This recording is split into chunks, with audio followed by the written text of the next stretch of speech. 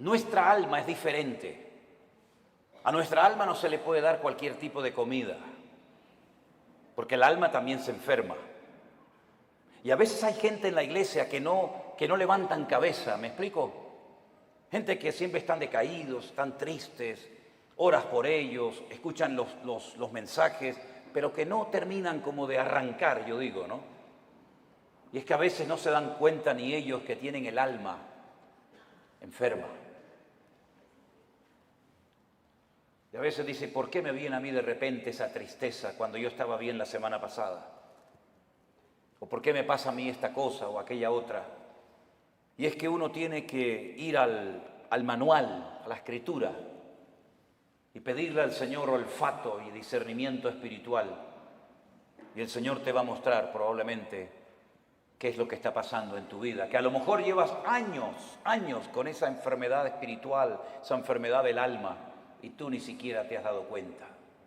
¿Saben que un día el Señor Jesucristo entró a predicar a una sinagoga? Las sinagogas no son como así, como tenemos el culto nosotros, donde están todos juntos, ¿no? Las mujeres, los hombres, los niños, las niñas. No. Las sinagogas nunca han sido así, ni en el pasado ni ahora. Las sinagogas son para la reunión principal para los hombres, solamente los varones. Y los niños que han hecho bar mitzvah, que han hecho una ceremonia que pasan de niño a hombre a partir de los 12 años y están con sus papás. Y las mamás y las niñas, ¿dónde están? Aparte, o en el balcón arriba, detrás de una pared, detrás de unas cortinas. Hoy en el culto lo pueden ver, pero no pueden estar juntos, hombres y mujeres. Aunque fueran marido y mujer, no pueden estar juntos. Ellas pueden ver al que predica, ellas pueden ver hacia afuera, pero los que están hacia afuera no las pueden ver a ellas, porque están como detrás de unas cortinas, ¿verdad? Detrás de unas celosías y no las pueden ver. Pero dice la Biblia que un día el Señor Jesucristo llegó a una sinagoga y dice que en medio del mensaje se para, lo interrumpe porque dice que vio a una mujer encorvada desde hacía 18 años. Repito, de adentro hacia afuera se podía ver, pero del púlpito, de la plataforma, allá nadie podía ver a las mujeres. Pero él la vio, porque lo que el hombre no ve, Dios lo sabe y lo conoce perfectamente. Y da igual dónde te escondas, da igual dónde vivas, da igual dónde estés, el Señor sabe dónde estás y cómo estás. Hizo algo que rompió todas las estructuras religiosas de cualquier sinagoga del mundo. Le dice a la mujer, ven, y la pone delante de todos los hombres. Y seguramente habrán dicho, ¿qué está haciendo este hombre? Esto es un pecado, esto es una falta de respeto, esto es una falta de reverencia. ¿Qué está haciendo este hombre? Poner en medio de nosotros a una mujer. Y dice la Biblia que esta mujer no se podía enderezar. Estaba totalmente curvada su columna vertebral. Y dice que llevaba en esa condición lamentable 18 años de su vida. No se perdió un culto, no se perdió una reunión en 18 años, pero siempre estaba igual o peor. Y esa historia solamente está en el Evangelio de Lucas. Marcos no habló de ella, ni Mateo, ni Juan, pero Lucas sí. Y Lucas dice la Biblia que era médico. Y Lucas la observó, a Lucas le contaron los síntomas que tenía y él llegó a la conclusión de que de ninguna manera esta mujer nunca se iba a enderezar. Ahora, el problema aparentemente era un problema físico, pero sin embargo la Escritura dice que tenía espíritu de enfermedad y por eso no se podía enderezar. Fíjese la preposición, las preposiciones son muy importantes, hermano, muy importantes. Como cuando el Señor le dijo a Moisés, desde hasta será tu territorio, pero no te salgas de ahí porque no te voy a dar nada, pero desde aquí hasta allí todo será tuyo. Las preposiciones en la Biblia son tremendamente importantes. Y por eso dice la Biblia que de ninguna manera se podía enderezar, porque era una persona que estaba que tenía espíritu de, no dice un espíritu, sino espíritu de. ¿Y cuál es la diferencia entre tener un espíritu o tener espíritu de enfermedad? Bueno, tener un espíritu significa tener un demonio, ¿sí o no? Tener un espíritu significa tener una presencia demoníaca en tu cuerpo, y entonces cuando una persona tiene eso, las evidencias son muy distintas, amigo. No es lo mismo tratar con un esquizofrénico, no es lo mismo tratar con una persona, digamos, poseída, que con una persona, por ejemplo, que le dan ataques epilépticos, aunque a veces a endemoniados le pasan esas cosas, pero la sintomatología, la patología de la persona es completamente diferente. Y es una lástima cuando a un endemoniado se lo trata como a un loco, o a un loco se lo trata como un endemoniado, que es muchas veces lo que pasa en las congregaciones. No, él está endemoniado. No, no está endemoniado. Tiene un problema psicológico, problema mental. Por eso hay que orar mucho y pedir sabiduría y discernimiento al Señor para saber ayudar a cada persona según su verdadera necesidad y no lo que a mí me parece que tiene. Porque le puede hacer muchísimo daño a una persona, ¿verdad? Ella tenía espíritu de enfermedad, una tendencia a la enfermedad, una tendencia a ese tipo de problemas que se manifestaban evidentemente de una forma física. Es como personas que tienen tendencia al desánimo, tendencia a la depresión, una tendencia, ¿verdad?, a la crítica, una tendencia al desánimo. Cada uno de nosotros tenemos áreas de debilidad dentro de nosotros, ¿sí o no? Claro que sí, unos más y unos menos, unas más evidentes que otras, pero todos tenemos tendencia, ¿verdad? Hay gente que tiene tendencia a hablar más de la cuenta, ¿sí o no? Bueno, aquí no en Guatemala porque ustedes están en un nivel espiritual diferente al nuestro, ¿no? Pero hay gente que tiene una tendencia a... Me dijo una hermana, dice, hermano, ¿usted cree que yo tengo don de lenguas? Y la miré así de arriba abajo y le digo, no sé si lo suyo es don de lengua, pero tiene una lengua que parece un don, hermana. ¿Sabe?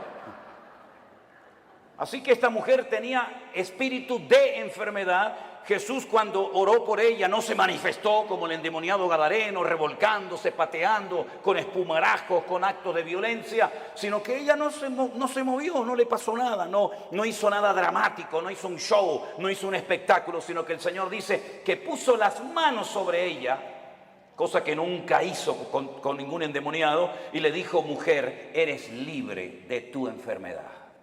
Y entonces dice que ella inmediatamente se endereza. Y claro, el principal de la sinagoga, ante semejante milagro, tenía que haber dicho, gloria a Dios, qué bendición que a esta hermana, que la hemos tenido 18 años en la congregación, por fin puede enderezar su vida y hacer una vida normal. ¿No hubiera sido lo más lógico esa reacción? Pues no fue esa la reacción. No le gustó nada, no le gustó nada lo que estaba sucediendo allí. Y entonces se levanta y dice, 6 días hay en que se debe trabajar. En estos vengan, pero no en día de reposo. Vamos a ver, para entender esta palabra, hay que saber que durante la semana la sinagoga está cerrada prácticamente. El culto principal, para que me entiendan, es en el 7º día, en el día de Shabbat, el único día de la semana que según la Biblia tiene un nombre. Los nombres de la semana en la Biblia no son lunes, que es el culto a la luna, el martes al Marte, el miércoles a Mercurio, el jueves a Júpiter, el viernes a Venus, el sábado a Saturno y el Sunday y el domingo al Sol. En la Biblia los nombres de la semana no tienen nombres, tienen números: día primero, día segundo, día tercero, día cuarto, día quinto, día sexto, Shabbat. El único día que tiene nombre es el 7º, porque el domingo es el primer día de la semana. Luego, cuando la gente va a la sinagoga es en el día de reposo, y él lo que está diciendo, venid durante la semana, pero no en día de reposo. Entonces, si en día de reposo no me dejas venir y durante la semana está cerrada, ¿qué es lo que está diciendo este hombre?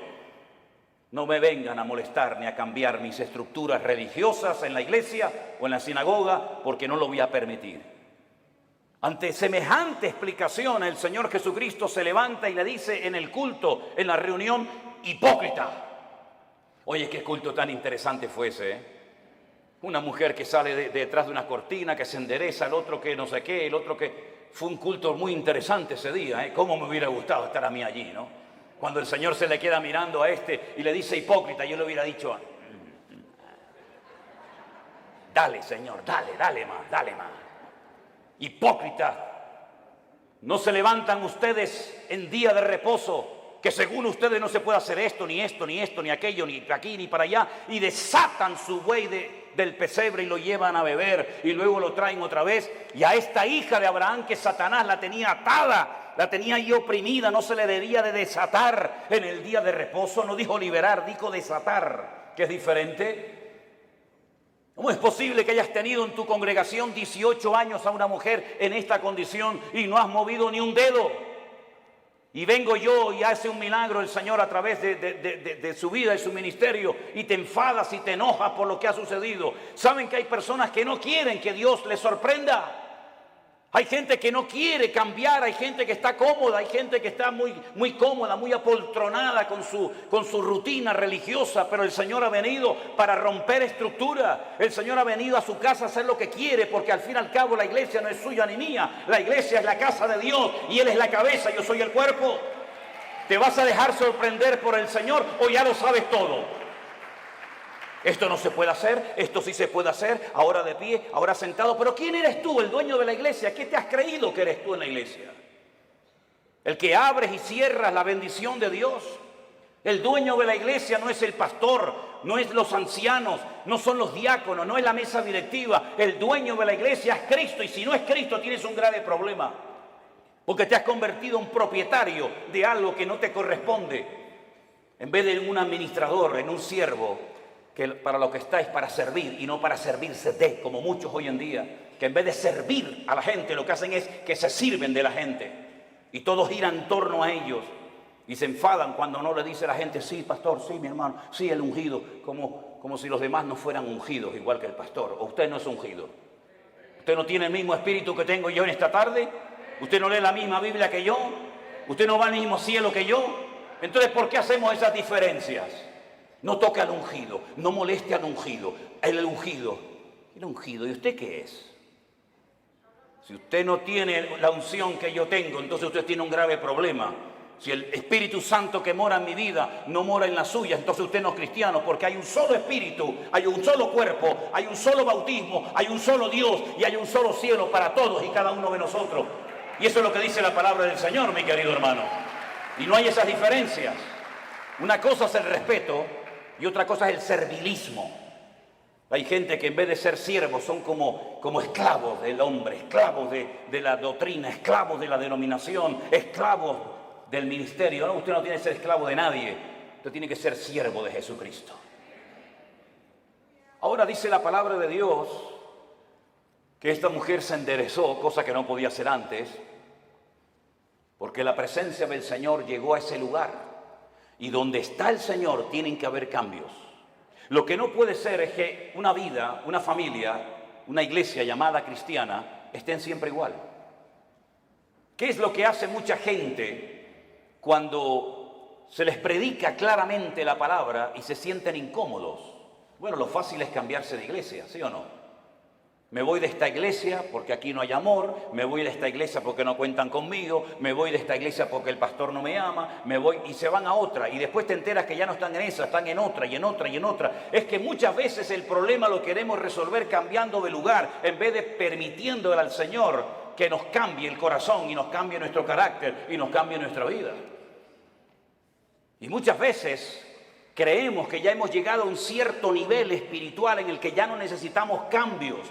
Y la pregunta es, ¿cuántos de los que están aquí presentes quieren cambiar y quieren honrar y quieren glorificar al Señor? Levante su mano. Pues entonces, como Dios lo va a hacer a través de pruebas. Hoy se habló aquí de pruebas. ¿Saben? Dios no tiene que pedirle permiso a usted ni a mí para probarnos. Para nada. Y las pruebas por las que pasaremos a lo largo de nuestra vida, que pasaremos sí o sí, son proporcionales a nuestro nivel de fe y de madurez. Lo cual quiere decir que Dios nunca jamás va a mandar una prueba a usted por equivocación, por error. Ay, esta prueba era para Juan y se la estoy mandando a Antonio. Esta prueba era para la hermana María y me equivoqué y se la mandé a la hermana Juana. No, para nada. Las pruebas están preparadas desde la eternidad para cada uno de nosotros. Y Él nunca nos va a mandar algo que no vamos a poder soportar y llevar. Y en el caso de que nos mandara algo que humanamente hablando decimos, yo no aguanto, yo no puedo con esto, no te preocupes, que el Señor te va a capacitar y te va a ayudar para que tú pases por la prueba con gozo y con la bendición de Dios. Yo siempre he dicho que si las pruebas que el Señor le mandó a Abraham se las hubiera pedido o se las hubiera mandado a David, no las hubiera podido soportar. Porque como dije esta mañana, David ganó muchas batallas fuera del hogar, pero dentro perdió muchas. Sin embargo, cuando el Señor le pide a Abraham que sacrifique a su hijo, él no le dijo al Señor, ¿y por qué? Yo tengo dos, si quieres te sacrifico al primero, a Ismael. No, quiero que sacrifiques a tu único hijo, al que amas. Y le dice a Isaac. Abraham en aquel momento vivía en el sur de Israel, en una ciudad llamada Beersheba. La palabra Beer en hebreo es pozo, Sheba es 7. Beersheba, la ciudad de los 7 pozos. Él vivía en el sur de Israel. Beersheba en la actualidad es la capital del Negev, del desierto del Negev, del sur de Israel. Y el Señor le habla y le dice, ve al monte Moriah a sacrificarme a tu hijo. El monte Moriah está en Jerusalén. Es el monte donde tiempo más tarde se construiría el templo de Salomón. Él viajó, dice la Biblia, 3 días desde el sur de Israel hasta el monte Moriah. Y cuando llegan cerca del monte Moriah y lo ve de lejos, llevaba a algunos criados y él les dice a sus siervos, esperen aquí que nosotros iremos allí, adoraremos y volveremos. Fíjese qué interesante la palabra de Abraham. Iremos, adoraremos y volveremos. ¿Cómo que volveremos si Dios te ha dicho que van 2 y vuelve 1? Subiréis 2 al monte Moriah, pero a uno lo tienes que sacrificar y matarlo allí. Y el que volverá serás tú solo. Pero no dijo eso Abraham. Dice, iremos y volveremos. No fue hasta el ministerio del apóstol Pablo, cientos, miles de años después de este acontecimiento, de la aquedá, como se llama en hebreo, de la atadura, que inspirado por el Espíritu Santo, el autor de la carta a los hebreos y también Pablo, dijo que tenía este hombre tanta fe y tanta confianza en el Señor, que si sacrificaba a su hijo, el Señor se lo podía levantar de entre los muertos. Nunca jamás en la historia Dios había resucitado a un muerto. Nunca había habido un precedente de un muerto que resucitara. Pero Abraham sabía porque conocía a Dios.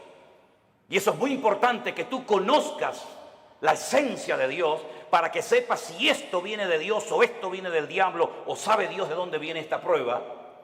Él sabía que si mataba a su hijo, Dios se lo podía levantar de entre los muertos. Cosa que metafórica o simbólicamente sucedió. Ahora, muchos se han imaginado toda la vida que Isaac era como un niñito pequeño, que si no quiere ir lo empujo y lo llevo a la fuerza. No se equivoque, no es así. Yo he visto en algunas iglesias y he visto en las escuelas dominicales que presentan a un niño de 7, 8, 9, 10 años, que el papá lo sube encima de un altar, lo amarra, saca el cuchillo y lo va a matar. Es que no es así lo que cuenta la Biblia. Si usted saca cuentas, y podríamos ir por los textos para demostrarle lo que le digo, Isaac tenía en ese momento 40 años. 40 años tenía el hijo de Abraham. Y por eso dice que iban ambos juntos, porque Isaac no era tonto. Isaac sabía perfectamente que un sacrificio necesita de una víctima, de un animal, cordero, cabra, oveja, buey o lo que sea. Y por eso él le dice al padre, padre, veo que llevas el fuego, porque no era la primera vez que subía a un monte a sacrificar algo, a hacer un holocausto. Veo que llevas la leña, veo que llevas todo, pero falta lo principal, falta la víctima, falta el animal. Y el padre le dice, el Señor proveerá, hijo. El Señor proveerá. ¿Tú sabes que el Señor proveerá lo que necesitas? ¿Lo sabes? Abraham sabía que Dios iba a proveer lo que fuera, pero lo iba a proveer. Los dos caminaron lentamente hacia el monte Moriah. Isaac se somete a la voluntad del padre porque entiende que la víctima en ese caso, en ese día, va a ser él. Se deja amarrar, se pone encima del holocausto, porque la palabra que aparece en el texto original en hebreo no es que lo matara, sino que lo matara y lo quemara. Lo matara y lo quemara. Imagínate la prueba tremenda. E Isaac se somete y está dispuesto a ser una víctima inocente porque el Dios de su padre le ha dicho que así se tienen que hacer las cosas. Ahora, Abraham venía de una tierra donde sacrificar a hijos, sacrificar a niños, sacrificar a vírgenes, sacrificar a personas era lo más normal del mundo. Pero él sabía que el Dios de su padre no era un Dios que pedía víctimas inocentes de seres humanos. Pero aunque no entendía nada, se sujeta al plan y a la voluntad de Dios. Hermanos, nosotros no hemos sido llamados para entender todo lo que Dios nos va a pedir y todo lo que Dios va a hacer en nuestra vida. Gracias a Dios no tenemos esa obligación de entender las cosas, pero sí tenemos la obligación y el deber de obedecer a Dios, aunque no entienda la voluntad y la voz de Dios para mi vida. Isaac no dijo, ¿y por qué yo? ¿Y por qué no Ismael? ¿Y por qué esto? ¿Y por qué aquello? Sino se sujetó. Silencio absoluto. ¿Oyen ustedes a Isaac hablando con su padre? ¿Oyen ustedes a Isaac quejándose contra Dios? En absoluto. Porque Isaac en ese momento, aunque él no era consciente, es un tipo de Cristo, sometiéndose a la voluntad del Padre Eterno, entregando su vida por todos y cada uno de nosotros. Y en el momento en el que Abraham va a sacrificar a su hijo, dice que se oyó una voz del cielo diciendo, alto Abraham, no lo hagas. La prueba no se produjo porque Dios quería comprobar la obediencia de Abraham. Es que Dios no te prueba a ti, mi hermano, ni a ti, mi hermana, para saber cómo vas a reaccionar. Es que Dios no necesita probarte para saber cómo eres. Es que Dios no necesita pasarte por una prueba económica, física, espiritual o de la índole que sea para comprobar si eres obediente o eres un rebelde, si eres una persona espiritual o eres un cabezón. Dios no necesita probarte para sacar conclusiones. Ya Dios te conoce desde el vientre de tu madre. Las pruebas son para que tú descubras cómo eres tú realmente delante de Dios. Es un test, es un examen, es una prueba que Dios te pasa a ti para que sepas si verdaderamente amas a Dios o no lo amas. Para que te des cuenta si eres tan obediente como dices o aparentas ser. Las pruebas no son para demostrarle a Dios nada, son para demostrarte a ti mismo el tipo de creyente que tú eres. No el que te gustaría ser, sino el que realmente eres en ese momento. Y en esa prueba sale tu verdadero yo. Sale lo mejor de ti o puede salir lo peor de ti. Es en la prueba donde se ve realmente si se puede contar contigo. Todo eres bla, bla, bla, bla, bla, planes, proyectos, ideas, pero a la hora de verdad no vales para nada. Es en la prueba donde se demuestra si tú verdaderamente tienes paciencia y tienes temor de Dios y respetas al Señor y estás dispuesto a sacrificarte. Las pruebas, repito, no son para demostrarle a Dios nada. Las pruebas son para que tú te des cuenta el tipo de madurez, tus debilidades, tus carencias o tus puntos fuertes. Y es interesante notar que no fue necesario que Abraham sacrificara a Isaac, porque quedó bien claro para todo el mundo allí presente y para las futuras generaciones que Abraham era un hombre que amaba a Dios. Fíjense qué interesante que Abraham nunca leyó la Biblia. Abraham nunca leyó los Proverbios. Abraham nunca supo nada del Apocalipsis. Abraham nunca tuvo un pastor. Abraham nunca habló lenguas. Abraham nunca, jamás asistió a ninguna congregación. Pero entonces, ¿cómo tenía tanto conocimiento de Dios sin pastor, sin iglesia, sin escuela bíblica, sin iglesia virtual, sin nada? ¿Cómo llegó a conocer tanto ese hombre a Dios? Porque Abraham se terminó dando a conocer como el amigo de Dios. ¿Y por qué fue amigo de Dios? Porque Jesús tiempo más tarde dijo, ¿queréis ser mis amigos? Pues haced todo lo que yo os mando. Esos son los amigos verdaderos de Dios. Aquellos hombres y mujeres que aunque no entienden lo que está pasando, ni cuánto va a durar la prueba, son capaces de someterse a la voluntad de Dios sin entenderlo todo, pero que conocen a Dios por la comunión y por la relación que tienen con Él. ¿Cuántos dicen amén? Lo mismo le pasó a José. José nunca fue a ninguna iglesia. José nunca tuvo un pastor que le instruyera, que le ayudara, que le aconsejara. José nunca leyó la Biblia, pero cuando llegó el momento de la prueba más grande de su vida, Él salió corriendo porque él dice, ¿cómo voy yo a pecar contra mi Dios haciendo semejante cosa?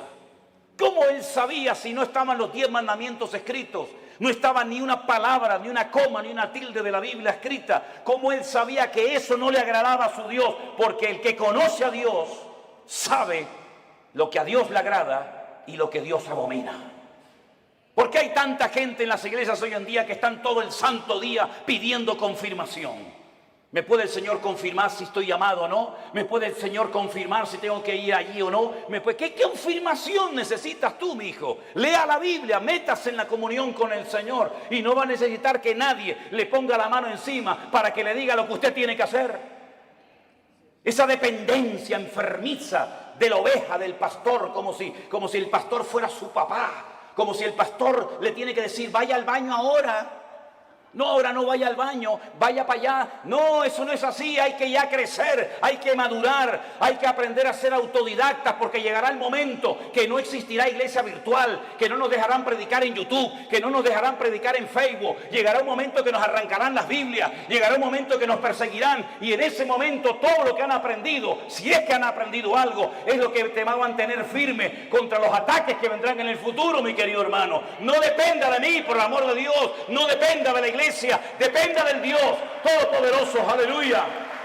Y si no lo aprende, dudo que aguantes la prueba, porque la prueba solamente la aguantan los que aman a Dios. Yo he descubierto eso, hermanos. Las pruebas no las sacan con buena nota, con buena calificación los que han aprendido a cantar muy bien. Las pruebas no las aprueban aquellos que saben, digamos, predicar muy lindo. No, las pruebas las aprueban con muy buena nota los que en el fondo aman a Dios con toda su alma y con todo su corazón. Porque cuando una persona ama, hace cualquier locura. Cuando una persona ama, está dispuesta a poner a un hijo sobre un altar y degollarlo como si fuera una bestia. Cuando una persona ama, es capaz de oír de los labios de Cristo, vas a morir crucificado como yo. Y Pedro dice, tú sabes que yo te amo, Señor. Cuando una persona ama, está dispuesta a estar solo en una cárcel, sabiendo que no estoy solo, sino que Él está conmigo y puedo terminar mi carrera y guardar la fe. Y cuando uno ama a Dios de todo corazón, puede escribir una carta diciendo, en mi primera defensa ninguno estuvo a mi lado, todos me desampararon. Pero no lo habla desde la amargura, no lo habla desde el rencor o el resentimiento, sino que dice, no se preocupen, hermano, Demas me abandonó, Alejandro me causó muchos males, el otro se fue por aquí, el otro se fue por allá, me sacaron de la celda, me llevaron al juicio, nadie estuvo a mi lado, pero el Señor estuvo a mi lado y me dio fuerzas, aleluya, y me guardó de la boca del león. En el peor momento de su vida, cuando todos, Timoteo, Tito, Priscila, Aquila, Silas, y el otro, tenían que estar con Pablo, ni uno apareció. Pero el Señor estuvo a mi lado y me libró de la boca del león y me seguirá librando. A Él la gloria y la honra y el imperio por los siglos de los siglos, dice Pablo. A ese nivel tenemos que llegar. A ese nivel de fe, a ese nivel de madurez, a ese nivel de esfuerzo y sacrificio es al que tenemos que llegar todos y cada uno de nosotros. Porque todos vamos a ser probados en mayor o en menor medida. Y dice la Biblia que los que son fieles y aman al Señor, Dios nos guardará de la hora de prueba que ha de venir sobre todas las naciones de la tierra. Hace años atrás la gente de Europa venía a América, cuando el continente europeo quedó totalmente arrasado por la Segunda Guerra Mundial. Alemania quedó destrozada completamente, Italia quedó destrozada, toda Europa plagada de muertos, edificios derrumbados, familias destruidas, 6 millones de judíos asesinados en los campos de exterminio nazi. No había esperanza, no había trabajo, no había comida, no había nada. La gente cogía un barco y se iban a Argentina, se iban a Cuba, se iban a Venezuela, como mis antepasados se fueron en barcos de vela a Cuba, Argentina, a Venezuela, porque eran países que ofrecían una esperanza a millones de personas que lo habían perdido todo, padre, madre, salud, casa, de todo. Pero ya eso pasó a la historia, mis queridos hermanos. Y más ahora que hemos conocido y hemos descubierto la perla de gran precio, que es nuestro Señor Jesucristo. Yo no necesito ir a los Estados Unidos para ser bendecido. Yo no necesito irme a países árabes o a Dubái, porque allá hay mucho trabajo. ¿Es que acaso el Dios de Guatemala o el Dios de Nicaragua o el Dios de Haití o el Dios de Cuba o el Dios de Japón es más pequeñito que el Dios de allá? ¿No ha dicho el Señor, yo estaré contigo todos los días hasta el fin del mundo? ¿No nos ha demostrado el Señor que eres el dueño de la plata y del oro? Que no es mi esfuerzo personal, sino es la misericordia y la grandeza de Dios lo que a mí me permite hoy comer, vivir, respirar y tener victoria en mi vida. Permítame decirles que este muchacho que estuvo a punto de ser sacrificado, imitando o intentando imitar el ejemplo de su padre, cuando hubo miseria y los animales no tenían pasto para comer y faltaba el agua en los pozos, él sintió en su corazón hacer lo mismo que hizo su padre, que ir a Egipto. Oye, cada vez que había hambre y miseria en Canaán, siempre había de todo en Egipto. Nunca faltaba el agua, nunca faltaba el pasto, siempre en Egipto había de todo. Y el Señor le dice a Isaac, no vayas a Egipto. Pero Señor, mi padre fue a Egipto. Claro que tu padre fue a Egipto. Y Egipto se le metió en su casa. ¿O no te acuerdas de tu hermanito Ismael, de quién nació? Y no te acuerdas de doña Agar, no te acuerdas que se fue de Egipto, pero Egipto se le metió en la casa. Tú no tienes que ir a Egipto para nada, tú te quedas aquí. Pero Señor, yo vivo en Beersheba, yo vivo en un desierto, no hay agua, no hay nada. Y el Señor le dice, siembra. ¿Pero dónde? Siembra ahí en la arena, siembra en la arena. Y después, ¿cómo riego la semilla? Escarba, busca, y empezó a escarbar, ¡pum!, le salió agua. Y vinieron los enemigos y dijeron, hay que taparle el pozo. Y le taparon el pozo. ¿Y ahora qué hago? ¿Me voy a Egipto? No, vete más allá. Siembra más allá y busca agua. Y encontraba agua en todos los lados. El agua estaba debajo, solamente había que buscarla. Y dice que ese año sembró y cosechó a 100 por 1 en el desierto sin agua. Y al final vinieron los enemigos, los que le echaban tierra y piedras a sus pozos, a hacer un pacto con él, a pedirle perdón y a decir, se nota que Dios está contigo. Eso es lo que el mundo necesita ver en nosotros los cristianos. Que nuestra dependencia no está del dólar, nuestra dependencia no está de los países del norte. Nosotros dependemos del Rey de Reyes y Señor de los señores. Y el Señor está contigo como poderoso gigante. ¡Alabado sea Dios! ¡Aleluya! ¿No dice el Señor que yo soy el Dios de la plata y del oro? Qué fácil es decirlo, ¿no? ¿Sí? Nosotros hemos vivido por fe 40 años de nuestra vida y hemos enseñado a nuestras hijas a vivir por fe. Y hemos vivido desde el minuto 1 que nos casamos y desde el minuto 1 que salí de la escuela bíblica he vivido por fe. No he dependido de nada ni de nadie, sino solamente del Señor. Ha habido momentos de abundancia, ha habido momentos de escasez, pero el Señor nunca nos ha fallado, jamás, jamás. Hemos dormido en grandes hoteles, hemos dormido en carreteras, hemos dormido en selvas, hemos dormido en gasolineras, hemos dormido en la calle, hemos dormido en casas abandonadas, hemos dormido en montones de lugares, pero no le da igual, porque lo importante no es lo que uno tiene, lo importante es lo que uno es en Cristo Jesús. Y ese nivel de fe es la que necesitamos hoy en día los cristianos del siglo XXI. Yo decía esta mañana, y se lo recuerdo, que a veces el mundo se ha metido de tal manera en nuestras vidas que parece que si no tenemos el último zapato, la última camisa, el último teléfono, la última computadora, como que nos entra la depresión. Y yo pregunto, ¿qué tenía Pablo? ¿Qué tenía Pedro? ¿Qué tenía Santiago? ¿Qué tenían nuestros hermanos en la Segunda Guerra Mundial? No tenían nada, pero cuanto menos tienes es cuanto más el Señor está contigo. Y esa es la vida que el Señor quiere que vivamos. Por eso yo siempre he predicado y lo digo. Hermanos, la Biblia que predicamos es la misma. El Espíritu Santo es la misma. El Salvador es el mismo. El poder de Dios es el mismo. Pero la iglesia no es la misma. No, la iglesia no es la misma.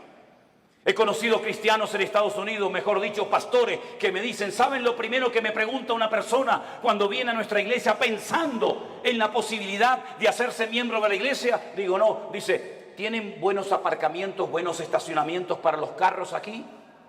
¿sí? ¿Tienen aire acondicionado las clases de los niños? ¿Sí? ¿Las butacas de la iglesia son de madera o son así mulliditas? Y cuando pasan la lista y tienen todo lo que sus necesidades demandan, ¿se hacen o no miembros de esa iglesia? Yo te mandaría un tiempo a África, a Corea del Norte, a Irán, a Pakistán y a lugares donde los hermanos a escondidas de noche tienen que ir con un pico y una pala a romper bloques de hielo así de gordo y bautizarse en lagos helados para que no los maten las personas que están a su alrededor. Te mandaría a lugares donde solamente hay una Biblia para toda la iglesia y los hermanos se la pasan de unos a otros durante varios días y la copian a mano. Y yo tengo Corintios, yo tengo Efesios, yo tengo Gálatas, yo tengo Romanos, yo tengo los Proverbios, porque hay una sola Biblia para toda la iglesia. Cuando estábamos en Kenia y nos enfermábamos y lo primero que pensamos era en ir al médico, los de allí nos decían, no, no hace falta.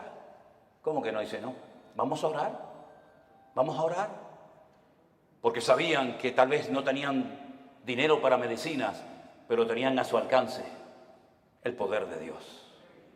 Nos hemos hecho tan burgueses espiritualmente hablando, que si se retrasa la comida 10 minutos ya nos ponemos nerviosos. Nos ponemos tan nerviosos cuando faltan determinadas cosas. Y después algunos me dicen, no, yo quiero servir al Señor. Me vino uno una vez a la iglesia y me dice, yo quiero servir al Señor. Y estaba de pie y yo estaba poniendo la moqueta en la iglesia con un señor ya muy mayor.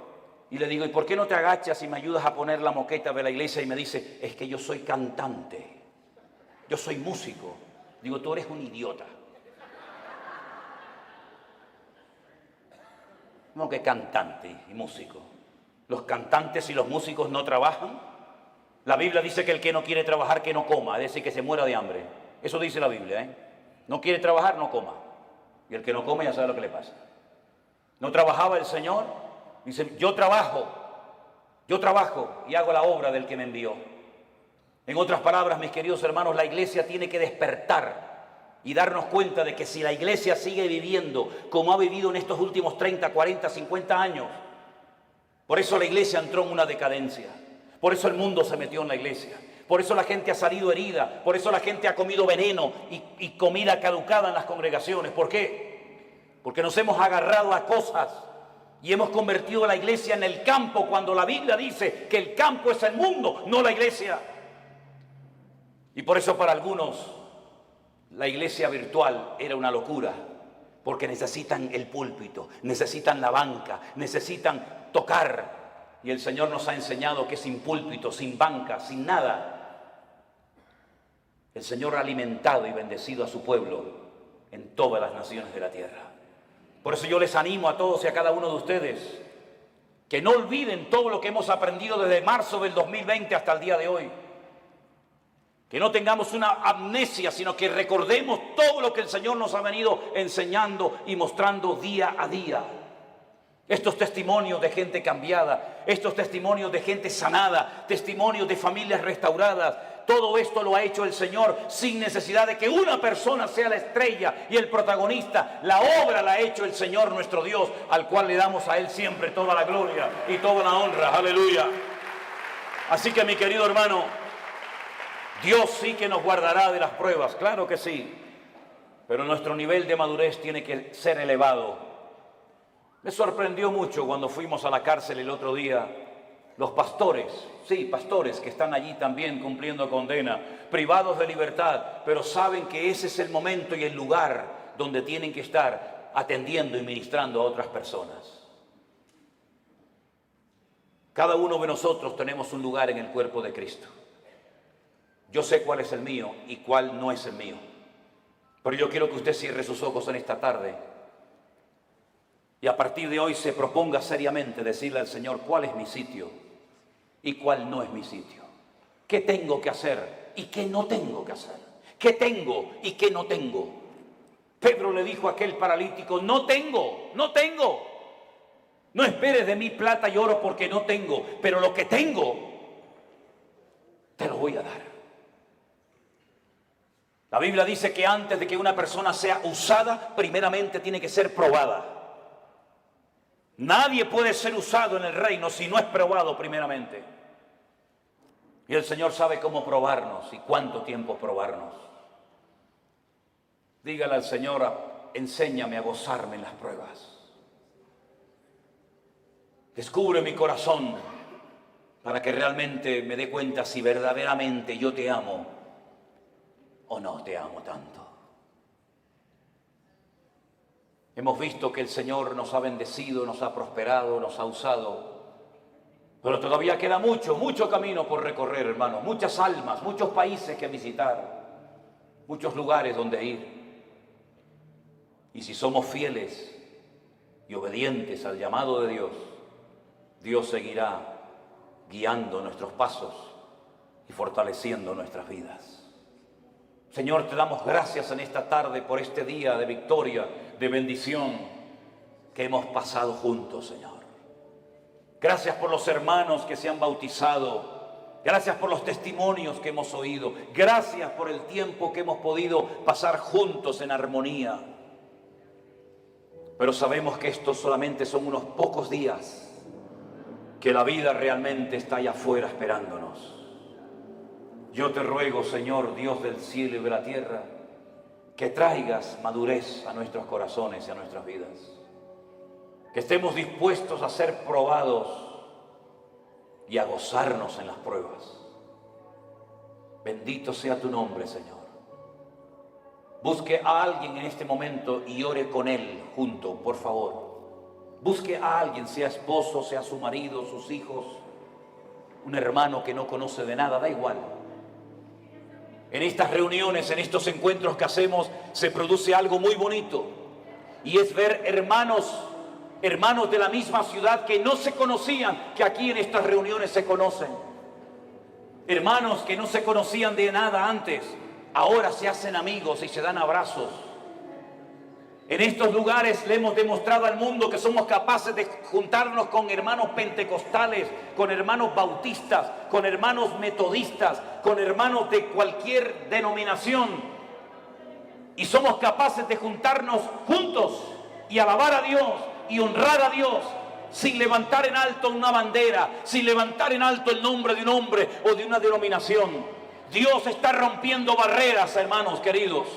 Pastores de diferentes iglesias vienen a nuestros encuentros, vienen a nuestras reuniones y juntos alabamos al Señor. Y eso es algo milagroso que nunca se había dado, o por lo menos hace mucho tiempo. Aquí nos juntamos hermanos de diferentes nacionalidades, ricos, pobres, blancos, negros, hermanos que tienen una tendencia denominacional, hermanos que tienen otra creencia denominacional, hermanos que levantan las manos, hermanos que no levantan las manos, hermanos que hablan en lenguas, hermanos que no hablan en lengua. Eso es lo de menos. Lo que nos une no es eso, lo que nos une es el amor de Dios. Y lo que queremos es impactar al mundo con el amor de Dios en nuestros corazones. Aleluya. Recibe la gloria, mi Dios. Y así orando los unos por los otros, te damos gracias por tu fidelidad. Gracias por tu palabra, Dios mío. Aleluya. Gracias, Señor, por el milagro de la iglesia. Gracias, Señor, por los hermanos que vienen haciendo grandes esfuerzos para venir a comer palabra viva.